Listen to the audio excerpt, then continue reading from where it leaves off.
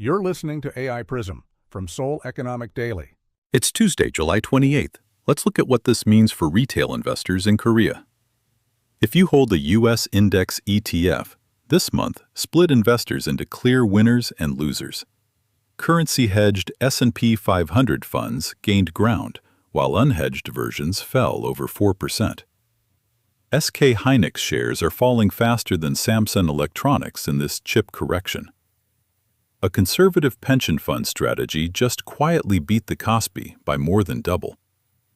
The won strengthened sharply this month, reversing a multi-year weakening trend.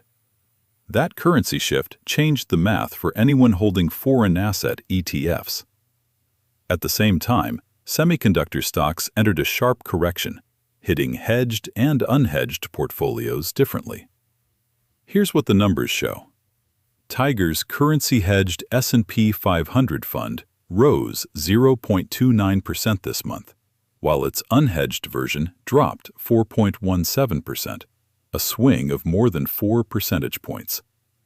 The Korean won gained 5.61% against the dollar this month, falling from 1,555.8 won to 1,468.5 won per dollar. SK Hynix's market cap fell to 87.1% of Samsung's, down from over 100% in June, as chip stocks corrected sharply. SK Hynix shares dropped 37.7% from their peak, compared to a 29.1% decline for Samsung over the same stretch. A batch of pension allocation funds called Didim funds posted returns up to 7.02% over 3 months, more than double the KOSPI's 3.3% gain, by keeping bond weightings above 60%. Nomura flagged semiconductor testing equipment as a new investment theme, citing test costs rising from 1.9% to 3.3% of GPU production expense.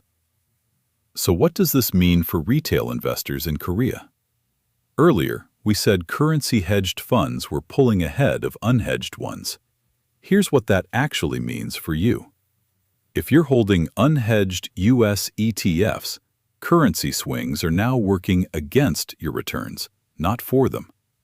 If you're holding SK Hynix directly or through a semiconductor ETF, know that its price reacts more sharply to global chip cycles than Samsung's does. For long-term retirement savings, the Didim funds show that a diversified, bond-heavy approach cushioned this year's volatility better than a stock-heavy one. What to watch? SK Hynix reports second quarter earnings on July 29th. Samsung Electronics holds its earnings call on July 30th.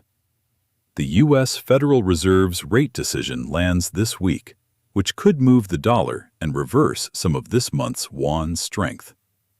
That's today's AI Prism, Retail Investors. This episode was produced with AI assistance based on Seoul Economic Daily reporting and reviewed by a human editor. AI Prism is a Won IFRA award-winning series. We'll be back tomorrow. You've been listening to AI Prism from Seoul Economic Daily.